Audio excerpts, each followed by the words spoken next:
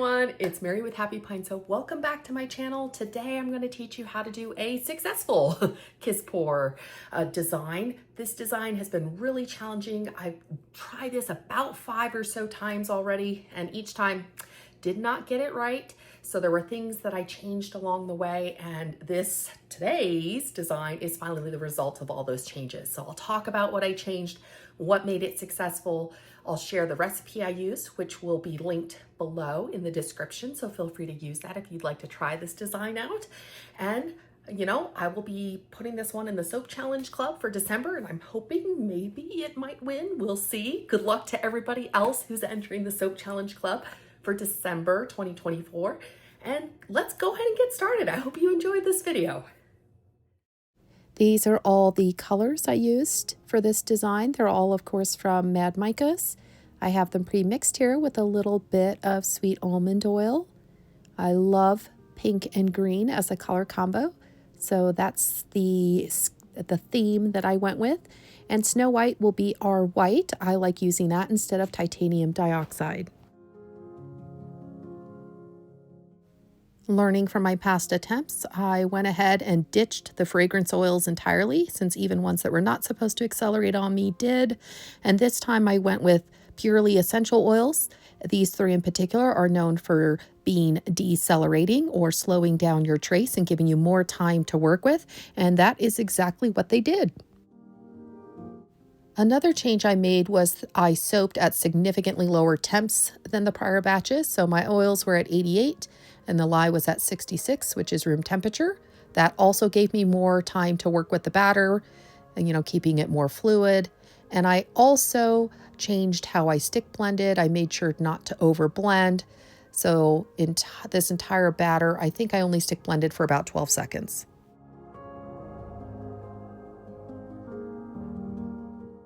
One thing you want to be aware of when you're trying to make sure you barely blend your oils and lye solution is you have to make sure the emulsion is at least at a stable point where it's not going to split apart.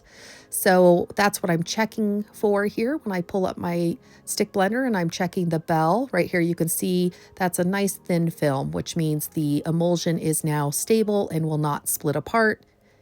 And then in go the essential oils.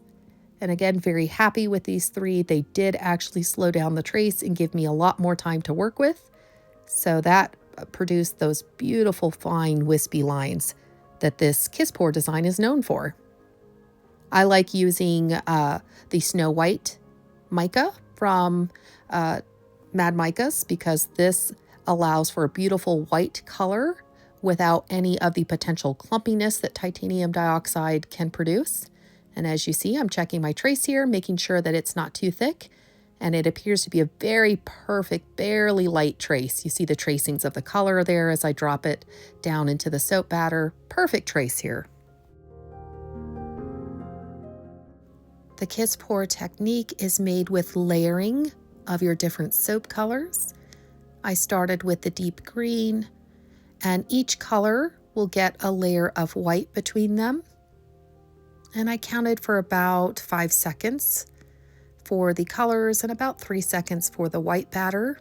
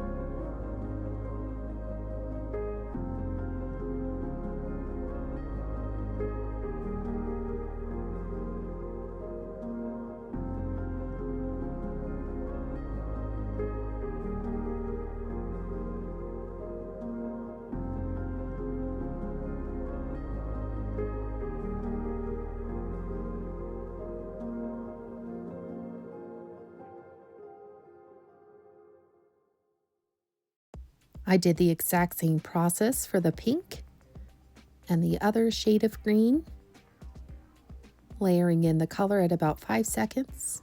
And again, a white layer in between the colors at 3 seconds. And you're going to finish off this pour container in the exact same way as the green one that you see above.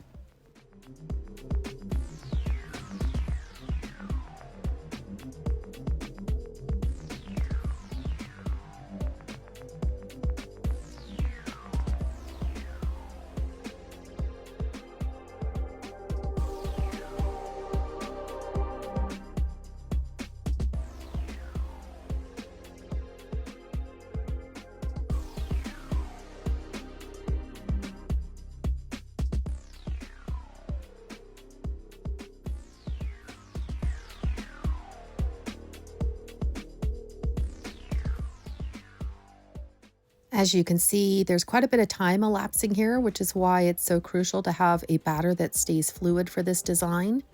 Easily, each pour container took me about 5 minutes to pour all the colors in. And it's only after this that you begin the Kiss Pour design.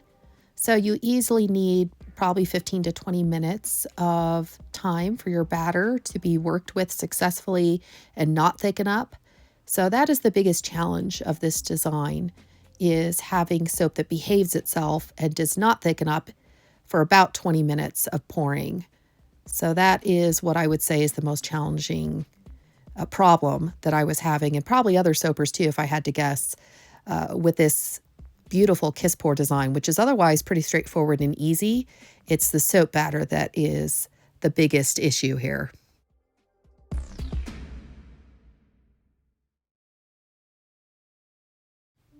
All right, we're ready to actually start the Kiss Pour. So this is basically where you take both pour containers. You'll be pouring them at the same time.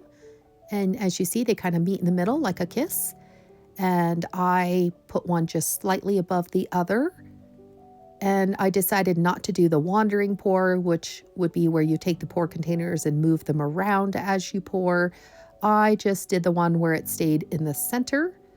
And this is what creates those beautiful feathery swirls that you see in the finished soap.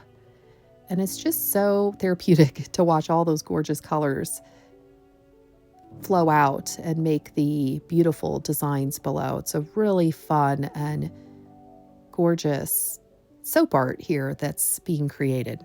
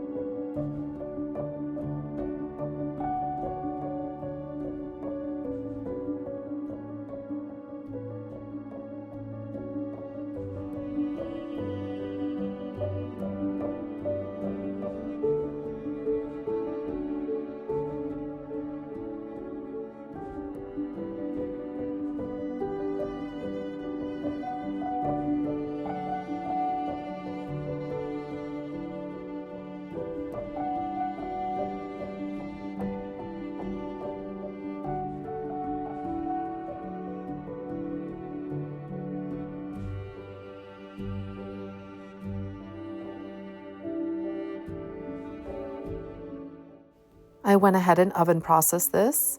Essentially, you'll turn your oven on to the lowest setting. Mine is 170 degrees. Go ahead and put your soap in and turn the oven off. You can turn the oven light on and leave it in the warm oven with the light on for approximately several hours, or overnight if you wish, and it'll be ready to unmold in the morning. I went ahead and cut my slab into half This is a wonderful tool I use for cutting slabs. It is the Caterpillar soap cutting station from Custom Craft Tools. So essentially I measured my slab, cut it into half, and then each one of these halves will form about 4 bars.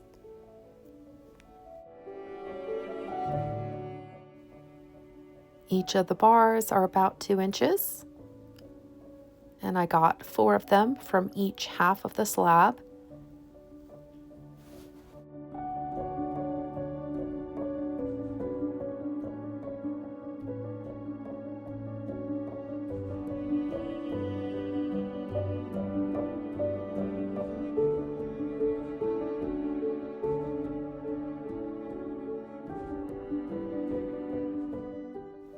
I decided to cut just the surface of each soap bar off to really showcase this gorgeous kiss pour feathery design. Some people decide to plane their soaps if they want to, but I ended up not planing them because the soap was too soft and I really didn't have time to let them set up nice and hard. So I went ahead and just cut the surface off to reveal the design.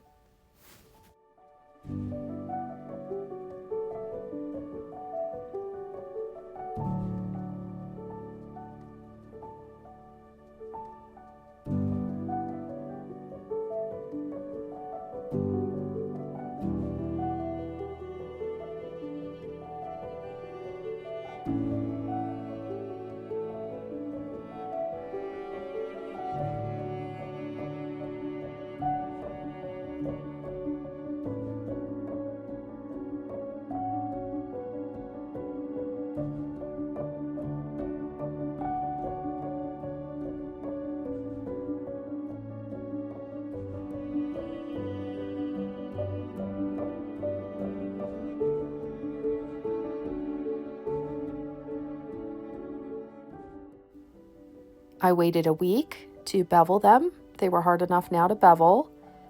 And these are the ones I chose to enter the December Soap Challenge Club for the Kiss Pour. And as you can see, the batter finally behaved itself and it resulted in these gorgeous, very fine, wispy lines. They really are just beautiful works of art, really. This is a very fun pour, but again, very challenging. I found it very challenging due to the soap batter issues I was having in all the other previous attempts. I really hope you found my video helpful and informative. If you haven't subscribed yet, feel free to do so. I release soaping content regularly. It really helps to grow my channel too, and I so appreciate everyone else's support that watches my videos regularly. You guys really mean so much to me.